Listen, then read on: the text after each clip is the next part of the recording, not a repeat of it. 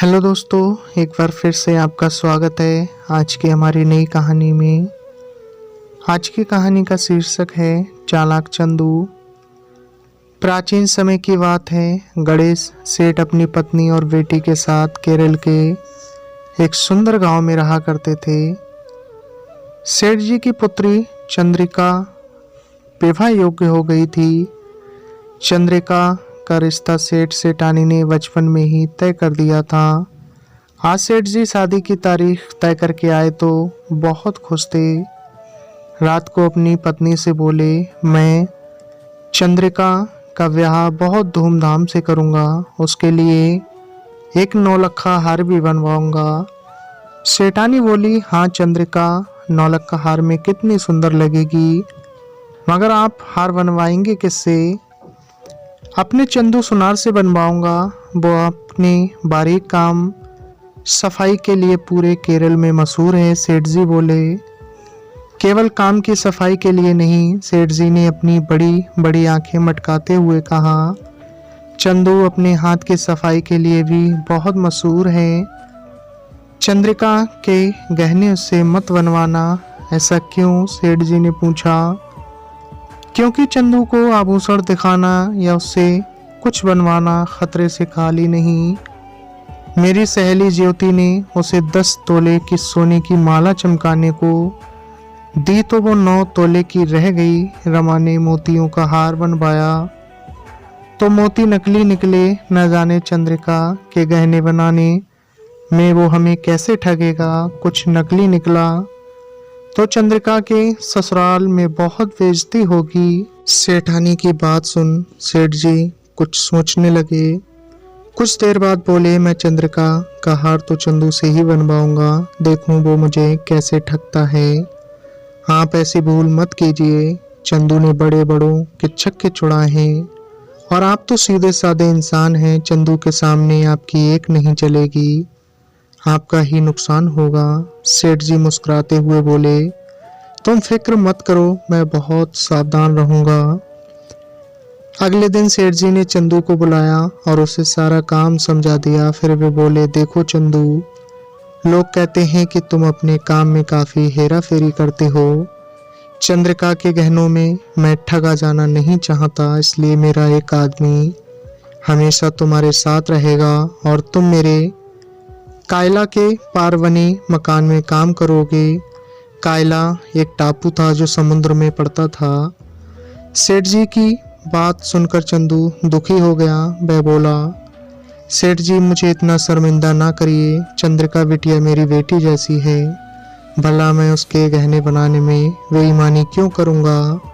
आप बस बता दें, मैं सब तैयार करके ले आऊँगा। सेठ जी बोले, नहीं चंदू, अपनी बेटी के गहनों के मामले में मैं किसी पर विश्वास नहीं करूंगा। काम तुम्हें मेरे घर में मुरली की निगरानी में ही करना होगा। अगले दिन से हार पर काम शुरू हो गया। हर रोज सवेरे सेठ जी अधवना हार और बचा सामान तिजोरी से निकाल कर चंदू को देते। फिर चंदू और मुरली नाव द्वारा कायला पार कर छोटे मकान में जाते। चंदू काम पर लग जाता और मुरली उसकी निगरानी में काम करता।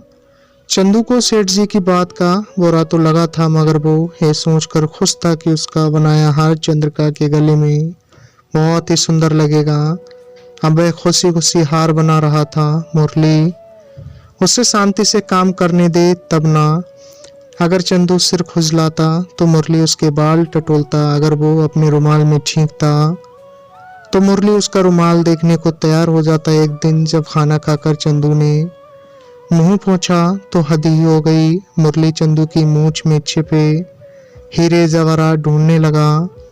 चंदू ने एक बार तो तय कर लिया कि वह गहने नहीं बनाएगा, मगर चंद्रिका बिटिया का ख्याल आते ही उसका दिल पसीज गया। उसने मन ही मन सोचा, हार बना लूं, फिर सेठ जी और मुरली को मजा चखाऊंगा। धीरे धीरे अन्य आभूषण तैयार हो गए और तिजोरी में बंद हो गए।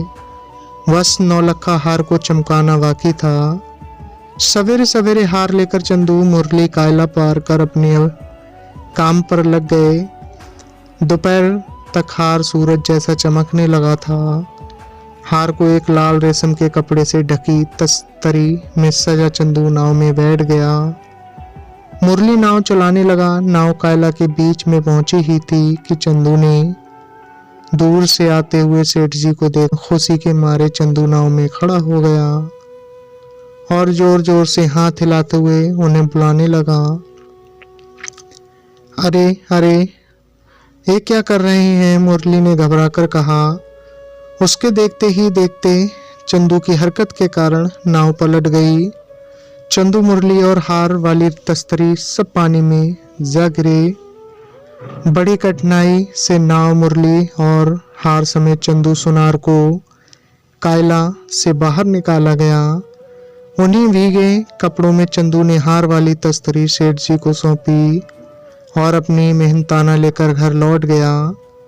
सेठ जी खुशी से फूले नहीं समाये। पूरे गांव में खबर फैल गई कि सेठ जी चंदू से तेज निकले। शादी के दिन जब सेठानी ने चंद्रिका को हार पहनाने के लिए डिब्बा खोला तो उसका दिल धक से रह गया। वह चमकता हुआ हार काला पड़ गया था। जब सेठ जी को ये पता चला तो उन्हें भी धक्का लगा। आखिरकार चंदू सुनार ने उनको ठग ही लिया। सेठ जी ने तुरंत चंदू को बुला भेजा। चंदू भी हंसता हुआ आ गया। सेठ जी के हाथ में असली हार रखते हुए बोला, हे लीजिए आपका हार। मेरे वादा करने पर भी आपने मुझ पर विश्वास नहीं किया, इसलिए आपको सबक सिखाने के लिए मैंने ये सब किया। मगर सेठ जी अचंभित होकर बोले, आखिर तुमने ये सब कब और कैसे किया? आपको याद है जब नाव उलट गई थी, बस कायला के बीचों बीच मैंने नकली हार छिपा रखा था। जब मैं पानी में गिरा तब मैंने हार बदल दिया, फिर रात को आकर असली हार पानी से निकाल लिया। चंदू की चालाकी सुन सेठ जी के चेहरे पर मुझ भी मुस्कान आ गई और खुशी खुशी बेटी चंद्रिका की शादी हो गई। बस इतनी सी थी कहानी। दोस्तों, आपको कहानी कैसी लगी कमेंट्स बॉक्स में अपनी राय जरूर साझा करें और बने रहें हमारे साथ। इसी तरह चैनल को सब्सक्राइब कर लें। मिलते हैं फिर एक नई कहानी के साथ अगली वीडियो में। आपने अपना कीमती वक्त दिया, तब तक के लिए धन्यवाद।